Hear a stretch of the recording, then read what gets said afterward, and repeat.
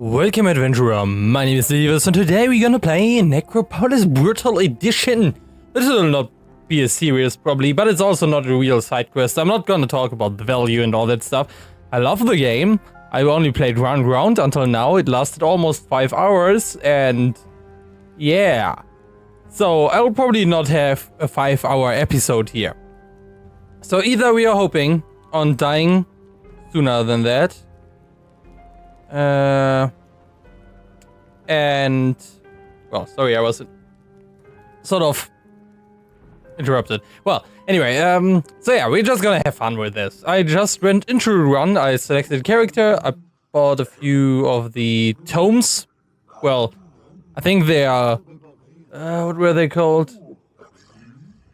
I forgot the name. Here, the codexes. That's the name. So I bought a few of those because I had a ton of coins after getting so far into the game on the first try. And now we have that door and we can go one way. This is one of the two hero classes and both are male and female. This is the female of the one class. You get sort of missions every time and it's sort of an Isaac-like game. And as you know, I love Isaac and I love Isaac-like games. You sort of have your random areas and you have to go in over and over again. And yeah, that's basically that. You have your let me show you. You have your normal movement on your AASD. You have a roll. Well, in this case it's not a roll, it's a dodge. It's on control. You have your spacebar with its jump. You have normal attack, which you can charge or do normally. You have a charged attack with your shift left click. You have the same for your right hand weapon, so it's block or parry. And as you see, I already lost stamina. That's like sort of special. You have HP and stamina in the lower left and your items. But your stamina, every time you use it, it goes permanently down. And you have to find certain things to refresh it again. For example, like the food I'm carrying with me. I can also craft that stuff. And it basically restores my stuff. See, somebody noticed me and now they're screaming and now everything is bad. The whole thing is a labyrinth. So you have a lot of hidden things. You can log on to the enemies. I usually notice that's not the best way to play. And also I usually don't like play with the dodge ability. I just dodge around like that. I got 5 hours into the game in one run, so I was down at level 7 or something like that. These little guys give you extra loot if you kill them, so that's why I rushed in. And then yeah, you have loot. Like for example, this is the weapon I started with, and this is one of the weapons I picked up. Every enemy, as you see there or more over there, drops or can drop their weapon. I think they always do if they have a certain weapon. And yeah, so how did he die? Well, I shouldn't care, right? And as you can see, you can just swap them out. You can carry 2 at once. Oh, I'm taking a lot of stupid damage here. This character is not nearly as tanky as the other one. It's fine though, it's fine. They're screaming, which attracts more enemies usually. Not that big of a fan of that feature of them. Like, most enemies actually call for reinforcements. You have this, also, you have this jump attack. I forgot that. Like, when you jump and press left click, it's usually fairly powerful. It's not too powerful, though. How did you hit me? Like, what the frick, dude? So, the other character is a more brutish, tankish guy, while this one is a lot quicker. Like, a lot. And also dies a lot quicker. So let's eat. That restores my stamina and a part of my HP. Then again, I got hit anyway. So we really gotta become a bit more careful. We have these scrolls here that enemies drop. We don't know what they are doing. So usually I don't use them in fight. See, now I had a buff out of that. So now I can go and fight. And yeah, that's like mostly the trick I noticed. Oh, that weapon is way better. So the trick I notice is basically don't use your elixirs and scrolls in fight. You don't know what they're doing. And as long as you don't know what something is doing, it could also be negative. So that's something a lot of games don't have nowadays. Which is basically, well, most of this stuff can also be something really negative and kill you almost outright. So, most of the time it won't, when you are just drinking it. But when you do it in fight, it might actually kill you instantly. For example, rotten food. Yeah, we don't want to eat that. For example, there is one potion that will stun you. It's basically, yeah, just a stun potion, but for you. So when you drink it, you get stunned. Of course, you don't really want to have that, right? That would be a bit unfortunate. There's like 10 enemies beating on your face. So we have unknown potions, and the color of these is like always the same in the same run. So this one, the yellow one, is the heal. So this time the yellow one is the heal. So whoever that is, he likes the rats. He's speaking to the rats. There's also secret walls hidden.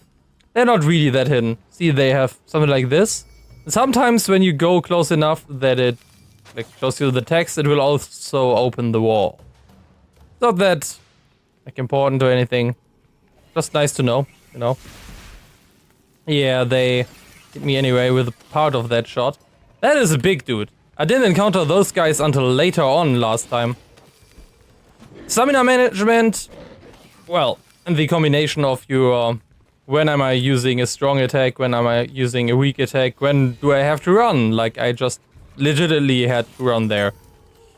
And still fight him, and I need to kill him. I did. But yeah, in general, I have the feeling this one is not going as far as the last one. The other character, as I said, he's tankier, so you don't have to dodge as much to survive anyway. These are, by the way, just side rooms. And side rooms give you extra stuff sometimes. See, this is a wall, I think. Yeah, this is a wall. And this one, I'm not sure what it does. I don't actually know at all what they do. Something is making sound out here. That's one of these guys. So they spawn all over the place. The little pyramid heads. They are fairly interesting. Not sure what this is. Ooh. My weapon has a frost attack, but it's eating a lot of stamina. I didn't know that. Like, see? What is this? What am I doing with that? Probably opening something. Or summoning something. Oh, another one of those dudes. Move, move, move. I opened the door, but I probably shouldn't have. I wanted to pick that one up before I fought those guys. Wait, I can use this. Even though it's not, like, perfect to use that attack. I really don't want to die that soon. I was like, oh, I won't have a 5 hours episode, but we don't know how long it will go. And then I die 10 minutes into the run. Yeah, that would be sort of embarrassing, right? This is a treasure room. You will find a few of those from time to time. They will give you a lot of stuff. And sometimes traps. But mostly stuff, I think.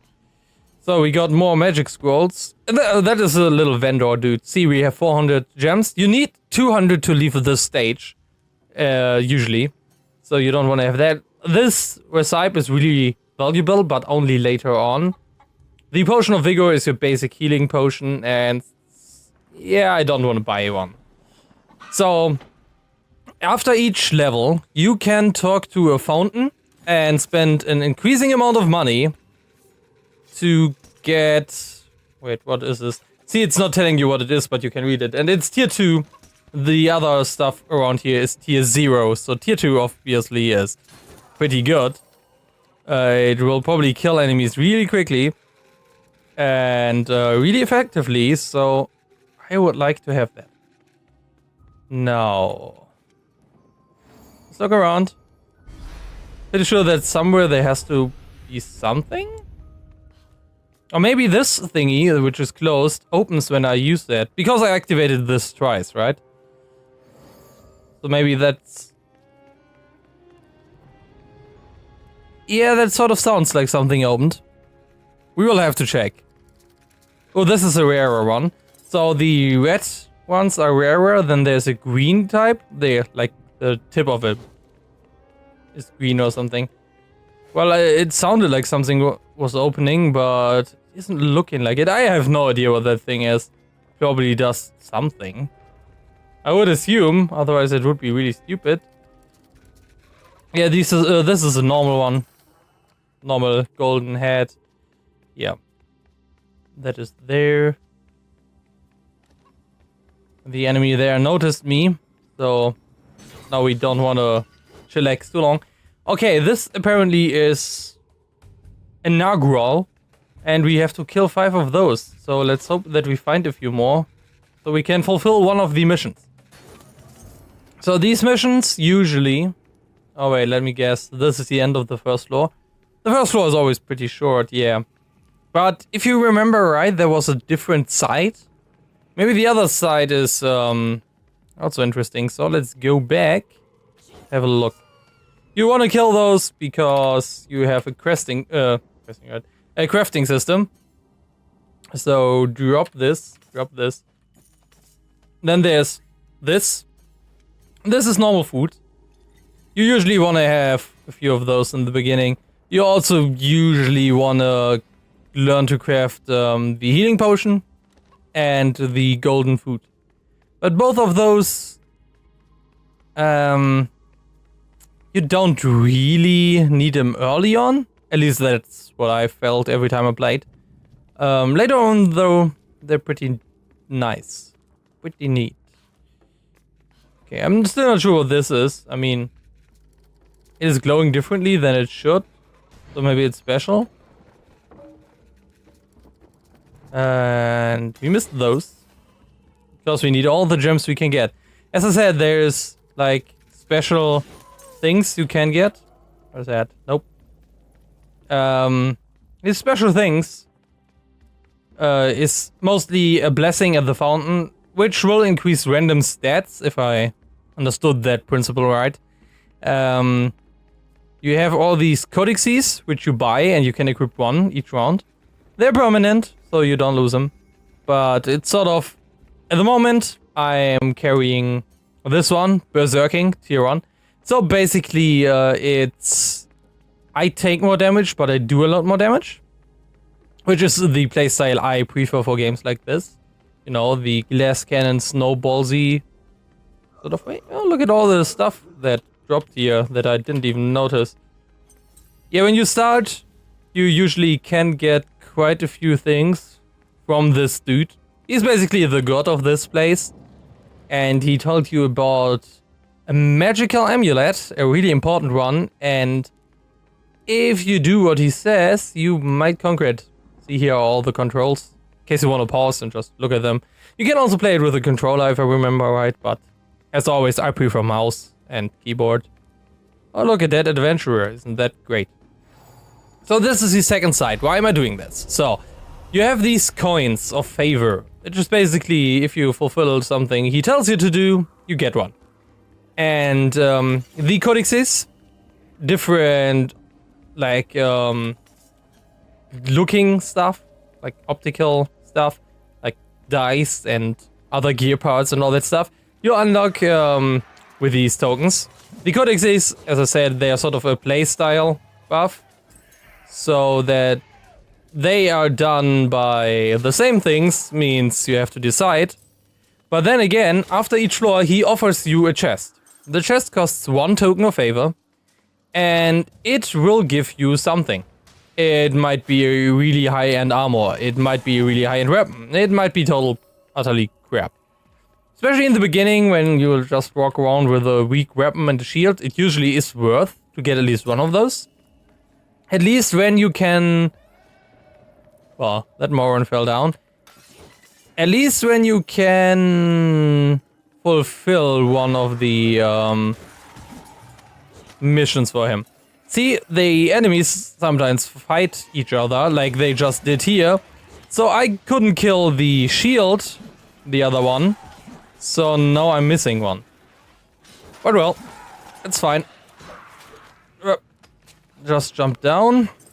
Yeah, this character is way quicker than the other one. The other one is called a brute. You can sort of think about what you expect from a brute. He's just there. He can step on these little vases and stuff to get the things inside. He doesn't have to hit them, he just steps on them. And he's pretty badass. So, yeah. He's also really slow. Like, you can't dodge like I just did. And, yeah. I love the game so far. I saw Dynamike YT play it when it sort of came out. And then it had a lot of, like, I wouldn't say problems, but yeah, sort of. The controls were a bit clunky and there was only one class, even multiple were promised. And it really wasn't worth the $30 it costs in my mind. So I waited. And now there's the Brutal Edition, which is basically just an update. Because, well, the Brawler is brutal, right? So, that's probably why Brutal Edition. Because you now have the Brawler. Brute. Sorry, not Brawler. And, yeah. So, that's that. And I really love it. Again, I'm not sure if it's worth the $30 for you. Because I don't really see the, like, time I will invest in this game yet.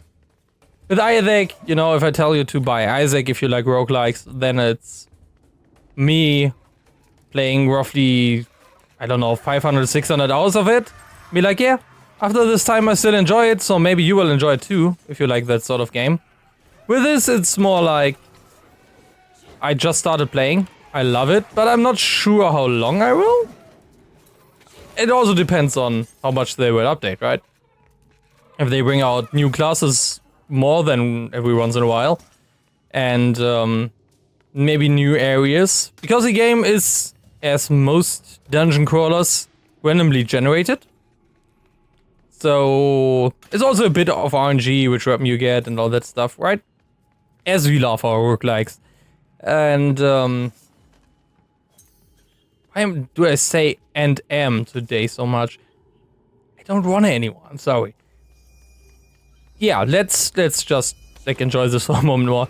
You want to kill those rats because they give you torn flesh, and torn flesh is what gives you the food you can craft. Can we actually craft one? We can craft one. See, it's like 2 torn flesh and 1 ascension oil. And you just craft that. These guys also exist in an enemy version, where they come to attack you. Well, they don't really attack you. They get next to you and blow their faces off. Wait, we have that many rations? Okay, I didn't know. Shouldn't have crafted one. Sometimes it's, oh, they want me to mark the ground with chalk. Question is, how much chalk do I get out of one production? Just one? If it's just one, that's a bit much.